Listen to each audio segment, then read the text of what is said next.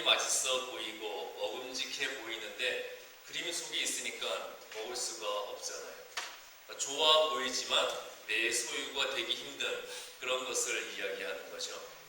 나는 덜덜거리는 똥차 끌고 운전해 가고 있는데 내 옆에 페라리, 럼보기니, 또 슈퍼카가 뭐 있나요? 벤틀리 같은 슈퍼카가 지나가면 나도 저런 차 한번 타보고 싶다 그런 생각 들잖아요. 또 저쪽 베버리 힐스나 이거 PB의 고급 대저택을 보면 나도 저런 집에 한번 살아보고 싶다 그런 생각이 들죠. 젊은 사람들 같은 경우에 무지무지 아름답고 예쁜 여인, 거기다가 지적이고 교양 있고 부자이기까지 한 여인을 본다면 어떤 마음이 들겠어요? 또 반대로 키도 크고 굉장히 잘생겼고 거기다가 식스팩이 있는 근육질의 남자, 거기다가 성격도 좋고 돈도 잘 벌어요. 그런 남자를 봤을 때 나도 저런 이성이랑 한번 사귀어보고 싶다. 자, 그런 사람이랑 결혼해보고 싶다는 마음이 들잖아요. 그런 걸 뭐라 그래요? 그림의 떡이라고 표현을 하는 거죠. 그런데 제가 보기에 여기 계신 분들은 다른 사람들이 그림의 떡이라고 생각했던 그런 사람들이랑 결혼들을 하신 것 같아요. 아니신가요? 남이 버린 떡 주워 드신 거예요? 아니, 제가 보기에는 다른 사람들한테는 그림의 떡인 대상을 여러분들은 다 만나셔서 결혼을 하신 것 같아요. 이스라엘 백성들이 가데스 바네아에 도착을 했습니다. 그리고 그곳에서 가나안 땅을 내려다 봤을 때 그 가나안 땅은 이스라엘 백성들에게 현실이자 꿈이었어요. 가나안의 견고한 성읍 그리고 그 땅의 강대한 민족은 이스라엘 백성의 힘으로 이기기 힘든, 정복하기 힘든 그런 현실이었고 또 동시에 하나님께서 말씀하셨던 대로 적과 꿀이 흐르는 그 땅에 들어가서 하나님의 인도하심을 받아 사는 것은 또 꿈이 되는 거겠죠. 그러니까 가나안 땅은 현실이자 정복하기 어려운 현실이자 그곳에서 하나님의 인도하심 가운데 살아갈 수 있는 그 꿈이 되었다는 겁니다. 그러니까 이스라엘 백성들은 선택을 해야 되는 거예요. 내가 여기서 현실을 볼 것이냐 꿈을 볼 것이냐 그 선택을 해야만 하게 되었던 겁니다. 이스라엘 백성들이 애굽을 탈출해서 나왔을 때 그들의 앞을 무엇이 가로막고 있었죠? 높은 파도가 치는 홍해가 가로막고 있었잖아요. 더구나 그때가 밤이었어요. 여러분들도 밤바다 보셨죠? 아무것도 안 보이는 칠흑 같은 어둠 속에서 내 발 앞에 바다가 있을 때 바다가 어떻게 보이세요? 무섭잖아요. 그 바다가 나를 삼킬 것 같죠. 자, 그런 상황 가운데 이스라엘 백성들이 있는 겁니다. 앞에는 홍해가 가로막고 있고 뒤에는 애굽의 군대가 쫓아오고 있고 그게 현실이에요. 그렇지만 거기만 넘어가게 되면 이스라엘 백성들은 애굽에서 완전히 탈출해서 완전한 자유를 얻게 되는 것이고요. 그리고 시내에 살아가서 하나님을 만나게 되는 거죠. 그 모든 상황들이 현실이자 동시에 꿈이 된다는 겁니다. 가데스 바네아에서도 똑같은 상황에 처하게 되었던 거예요. 자, 예수님을 따르던 예수님의 제자들, 예수님의 제자들은 자신들이 따르던 예수님을 메시아라고 그리스도로 믿었습니다. 그런데 자신들이 믿었던 메시아 예수님께서 십자가에 못 박혀서 돌아가 버리신 거예요. 기가 막힌 현실이죠. 또 바울 사도를 보더라도 예수님을 따르기 위해서 자신이 가진 모든 것을 포기하고 버렸는데 그 대가로 주어진 게 무엇이었습니까? 굶주림과 핍박과 매 맞는 게 대가로 주어졌다는 거예요. 이것도 말도 안 되는 현실이죠. 예수님과 함께하는 제자들 중에서 수제자였던 베드로, 그 베드로는 예수님과 함께 풍랑이 치는 밤바다에서 그 무리를 스스로 걸었던 게 베드로였잖아요. 예수님과 함께 바다 위를 걸은 게 베드로였습니다. 그리고 그 베드로는 죽으셨던 예수님이 부활하신 것을 자신의 눈으로 목격을 했어요. 그럼에도 불구하고 부활하신 예수님은 또 어디 온다 간다 말도 없이 사라져 버리셨어요. 여전히 밖에서는 로마 군인들과 유대인들이 그리스도의 잔당을 잡겠다고 눈에 불을 켜고 다니고 있는 겁니다. 자, 그런 현실 가운데 베드로는 자신의 앞날이 너무 불안정하게 보이는 거예요. 그러니까 불안정해 보이는 현실만을 보게 되었던 겁니다. 그래서 택한 것이 나는 고기나 잡으러 가겠노라. 고기 잡으러 가버렸다는 거예요. 예수님께서는 베드로에게 고기 잡는 어부가 아니라 누구를 낚는 어부가 되라고 하셨습니까? 사람 낚는 어부가 되라고 하셨는데 그 수많은 영혼들을 구원해서 예수님께로 인도해오는 그 미래의 꿈을 보지 못하고 현실의 어려움에만 집착을 해서 결국 물고기 잡는 어부에 머무르게 되었다는 거죠. 자, 그러다가 부활하신 예수님이 하늘로 승천하시고 그 예수님께서 인류의 구원을 이루실 것을 보고 믿게 된 후에 이 베드로는 초대 교회의 가장 위대한 지도자가 되었던 거죠. 자, 베드로의 신분이 뭐였어요? 비천한 어부였잖아요. 비천한 어부였던 사람이 수많은 사람들의 존경을 받고 죽어가는 영혼들을 구원하고 또 예수님이 주신 권세로 병든 자를 고치고 죽어가는 사람을 살리는 그런 권능을 행하는 자로 변화되게 되었다는 겁니다.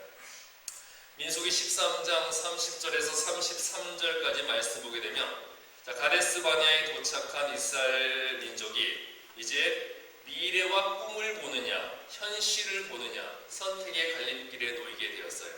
자, 현실은 가나안의 견고한 성읍, 강대한 민족, 자신들의 힘으로 정복할 수 없는 현실이에요. 반면에 꿈은 뭐였어요? 꿈은 적과 꿀이 흐른 땅에 들어가서 하나님의 인도하심을 받아 살아가는 것. 자, 이 꿈과 현실 중에 이스라엘 백성들은 가데스 바네아에서 무엇을 선택했습니까? 현실을 선택했어요? 꿈을 선택했어요? 현실을 선택했잖아요. 자, 갈렙만은 하나님이 이루어주실 꿈을 보았습니다.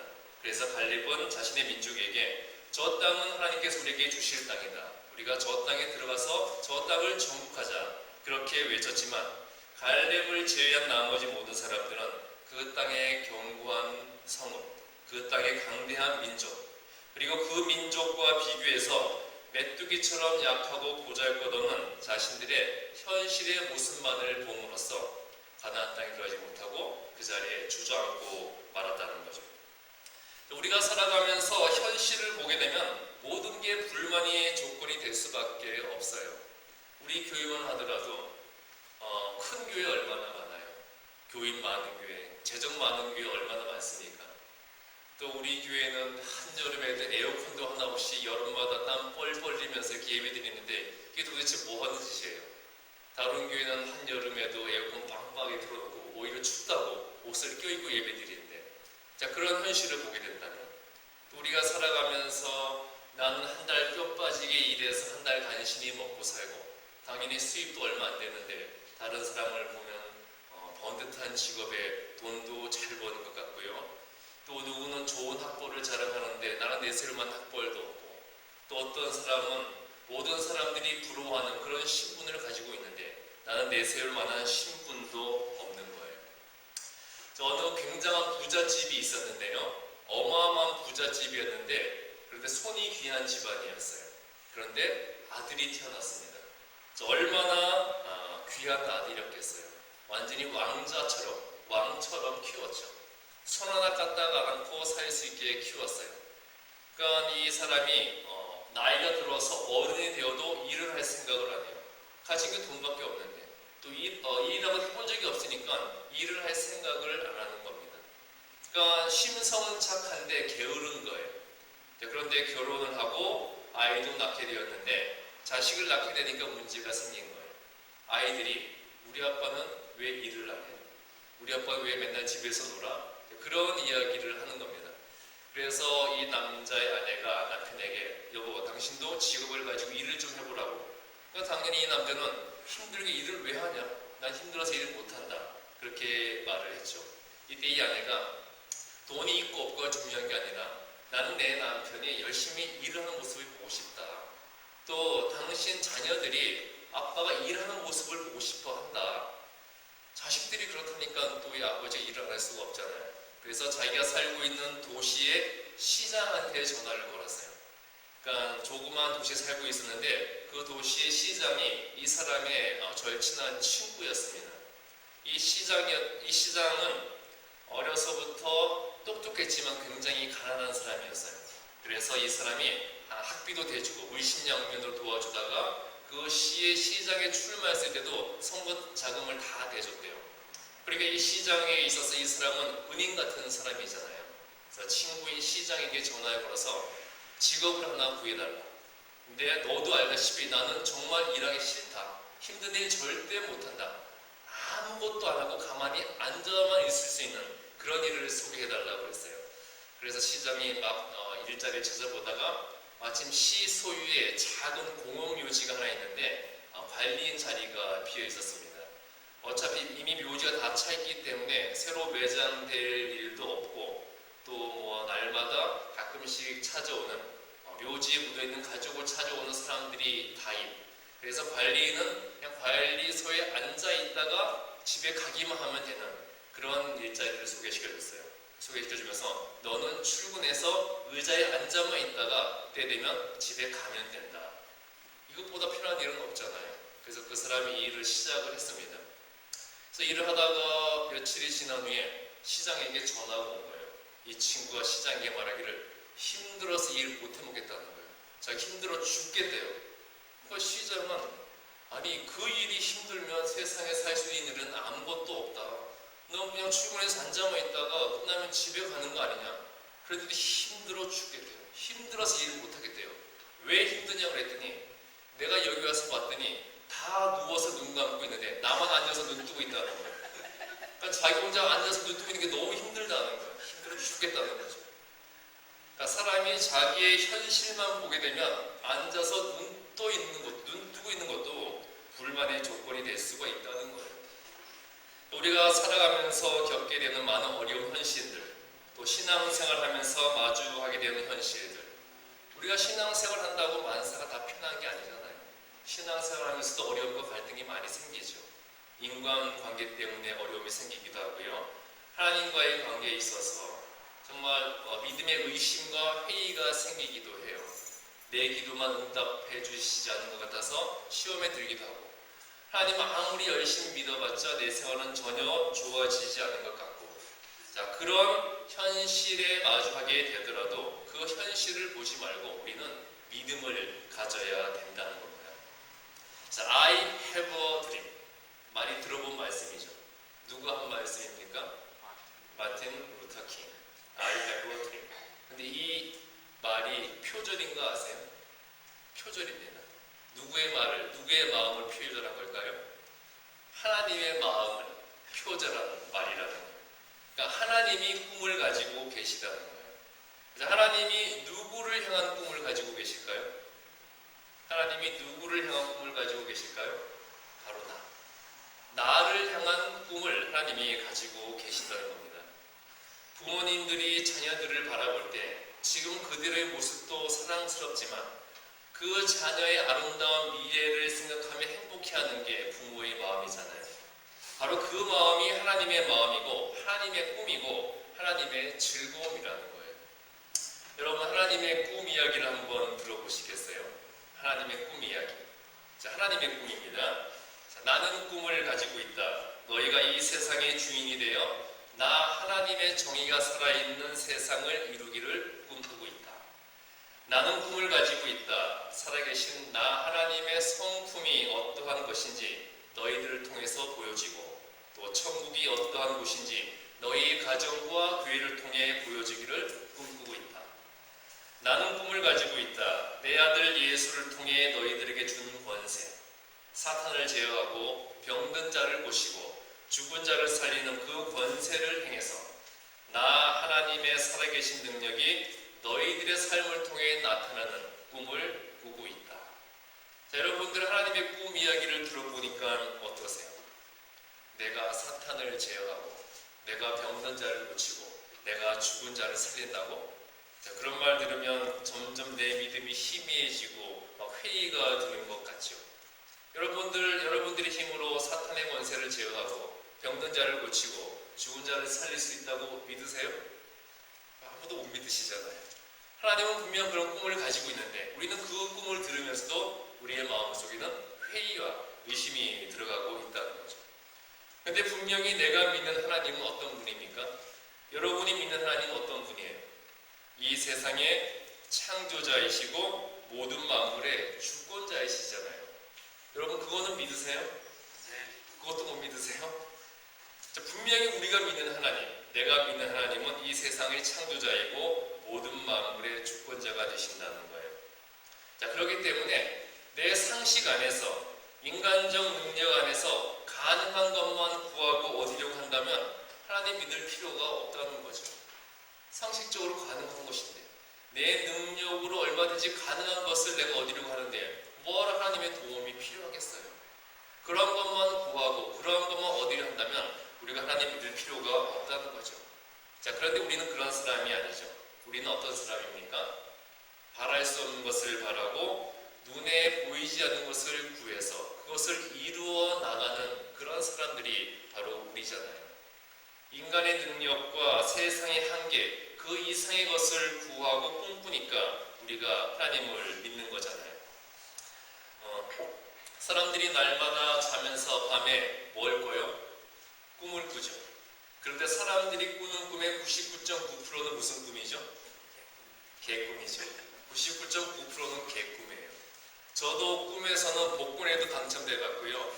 또 꿈에서는 한 나라의 왕에 대해서 수많은 처첩을 거들어 보기도 했어요. 근데 그게 다 개꿈이더라고요. 사람이 꾸는 꿈은 개꿈이 태반이지만 하나님의 꿈은 반드시 이루어지는 꿈이라는 것을 우리가 믿을 수 있어야 되겠습니다.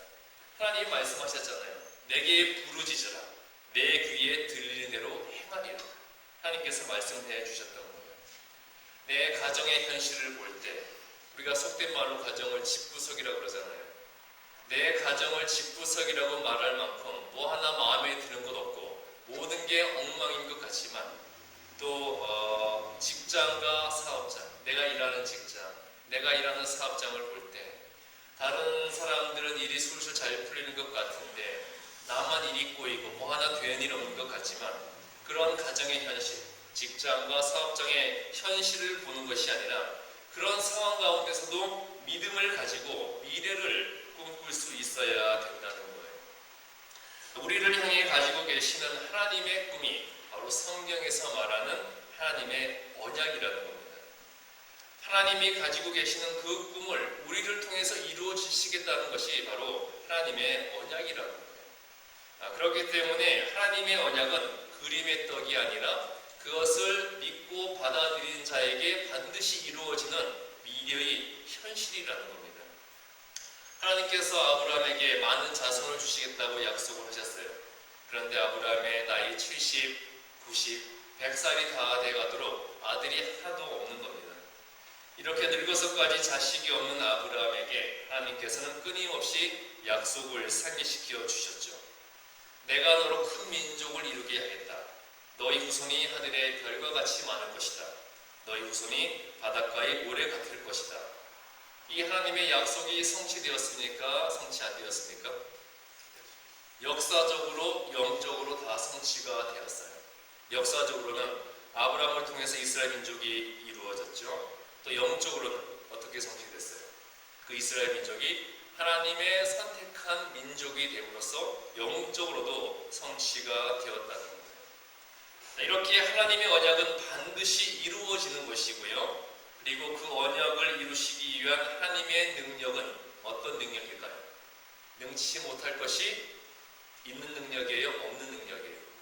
능치 못할 것이 없는 그 능력으로 하나님께서는 우리를 향한 언약을 이루어 주신다는 겁니다.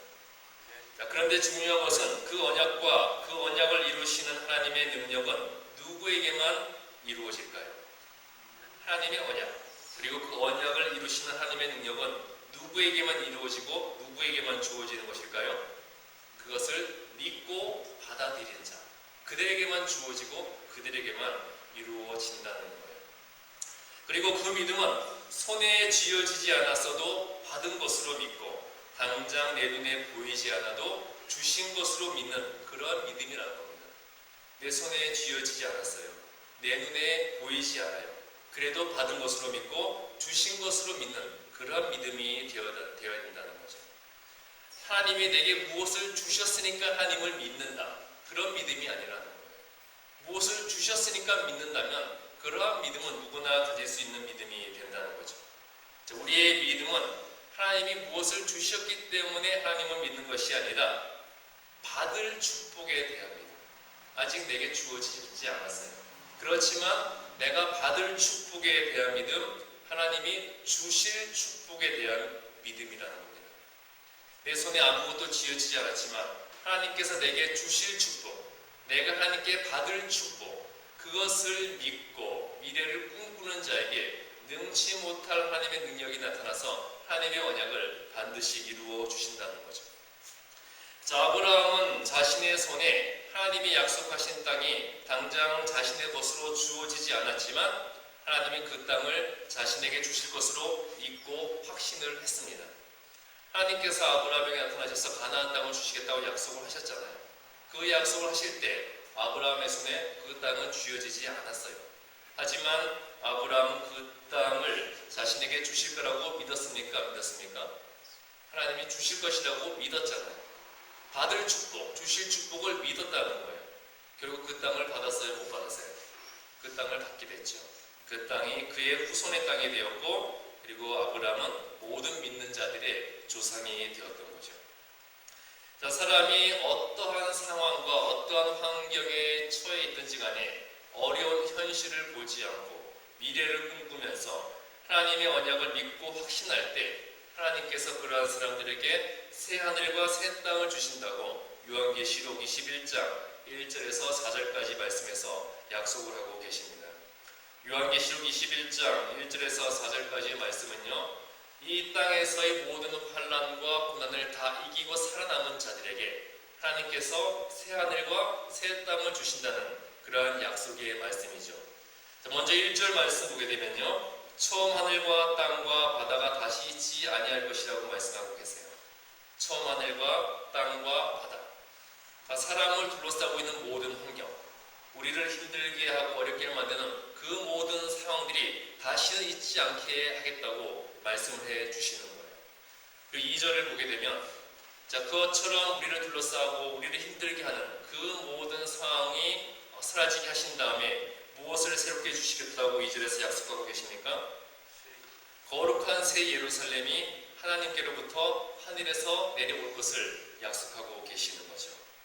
그리고 다음 3절 말씀 보게 되면 하나님이 그곳에서 그 사람들과 함께 하시겠다고 말씀을 하시는 거예요.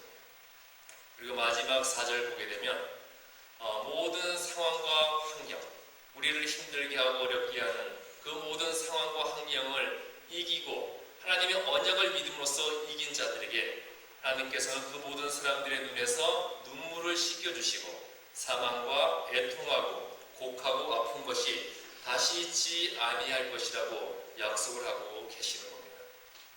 자, 우리를 힘들게 하는, 우리를 둘러싸고 있는 그 모든 상황과 환경들이 다 사라지게 될 것이라는 거예요. 자, 누구에게서 그것이 사라지게 될 것이라는 겁니까? 하나님의 언약과 약속을 믿고 어려운 현실을 보는 것이 아니라 미래를 꿈꾸는 자에게 우리를 힘들게 하는 그 모든 상황과 모든 환경, 그 모든 시련을 다 사라지게 하시겠다고 약속을 해 주시는 거죠. 자, 그렇기 때문에 우리는 하나님을 위해 큰 꿈을 가지고 하나님이 나를 통해 이루실 일에 대한 큰 꿈을 가져야 된다는 겁니다. 여러분들도 하나님을 향해서 큰 꿈을 가지세요. 항상 제자리에 머물러 계시지 마시고요. 그냥 항상 내 인생, 내 팔자만 탓할 것이 아니라 제자리에 주저앉아서 머물러 있을 것이 아니라 하나님이 나를 통해서 이루실 그 일에 대한 큰 꿈을 가져보시라는 겁니다. 우리 가정을 통해 이루실 일에 대해 큰 꿈을 가지시고요. 또 우리 교회를 통해 하나님이 이루실 큰 꿈을 우리가 가져야 된다는 겁니다.